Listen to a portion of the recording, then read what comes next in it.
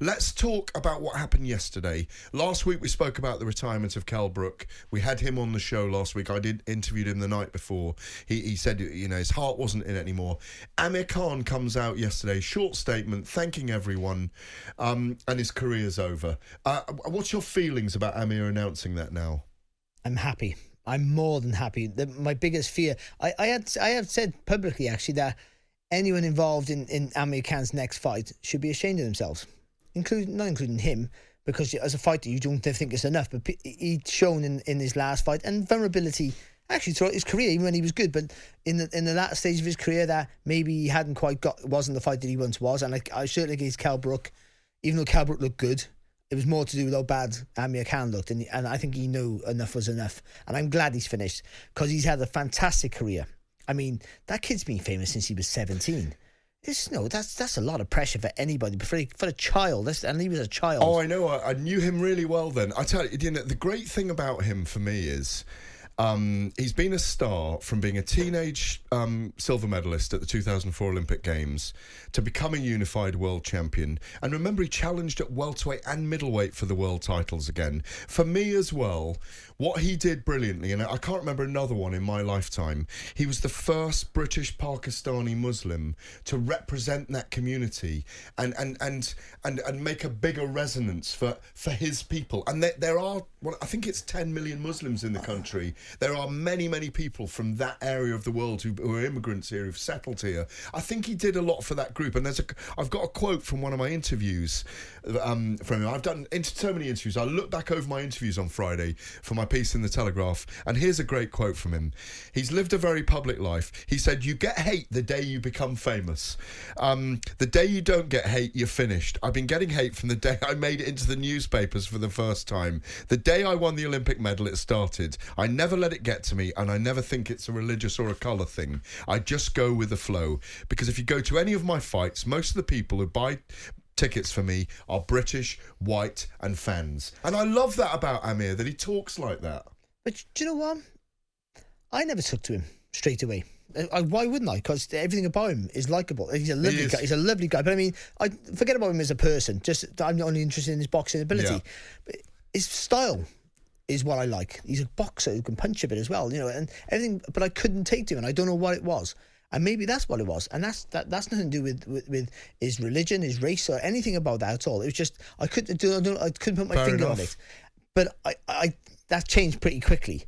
I just seen the vulnerabilities. When Willie Lamont Willie Lamont was a really good boxer, but domestically, and he put him down. And then obviously, Michael Gomez and no, it was the Bradis Prescott when he ran to the middle of the ring. But before then, I want to say before all those fights, he'd shown vulnerabilities. There were vulnerabilities around, and then you think, oh, good, he's going to come unstuck here. And even even when he had the last amateur fight against Kinderland, the one they put on, which was he lost to him in the Olympic final, yeah, and then Frank Warren put on the fight and it was a setting to make him look good. Yeah, exactly. I think things like that were out of his control made you think, oh, they brought this Cuban over here just to get beat on purpose. Like whatever happens, he's not winning, and you knew that, and maybe that was the thing. But for me, the way he's conducted himself in his career, the way he's gone face first into every challenge, makes him one of Britain's greatest boxers. It does. Yeah, he's not in the top 10 of all time greats, but I mean, one of them.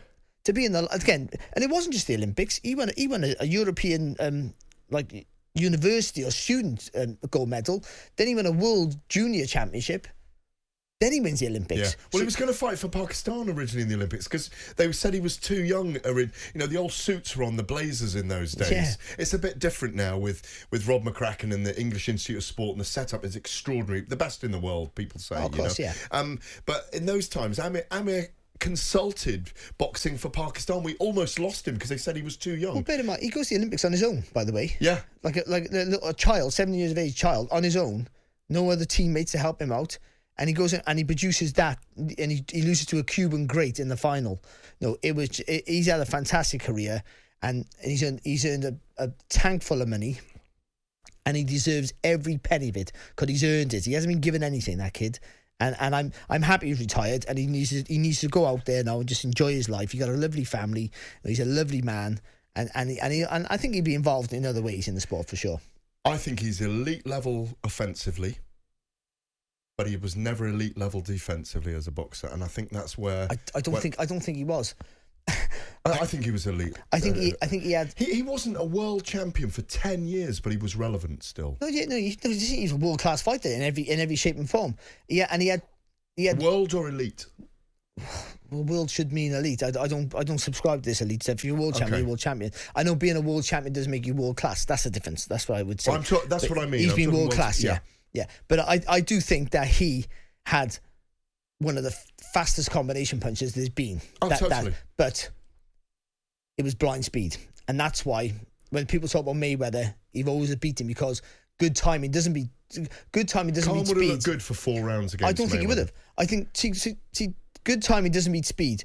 Good timing beats blind speed, and that's what Amir Khan did. He had blind speed. That's why he got hurt and caught and knocked out in times, because he would just commit because he thought that speed would just fluster everybody, and when it didn't, that's when he got Marcos hurt. Maidana, Danny Garcia was a perfect example when he got caught throwing. No, but yeah, exactly. But Marcos Maidana in the fight with Khan had shown that if you punch with Khan, that you had more opportunity, and that's what Garcia did in that fight. Again, it was blind speed. It wasn't fast. He had fast hands, but it wasn't thought out combinations. But just it wasn't educated blind speed. It was just naturally gifted. But he was great to watch and committed.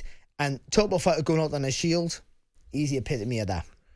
Absolutely. We're going to take calls on Amir Khan. 03717 22 33 44. Call us. We want to speak to you about Amir Khan tonight. Pat, if you're listening tonight in South London, we'd like to hear from you if you're having one of your roll-ups in the back garden later on in the evening.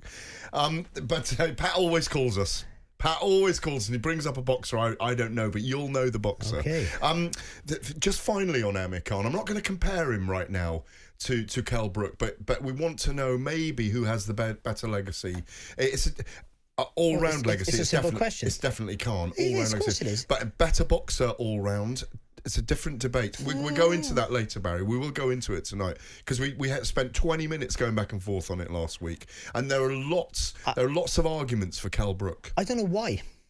As an all-round boxer. No, but why do we need to compare these two? No, to exactly. Each other? Fair. I know there's a symmetry between them because they always should have met and they didn't meet until they were past their best.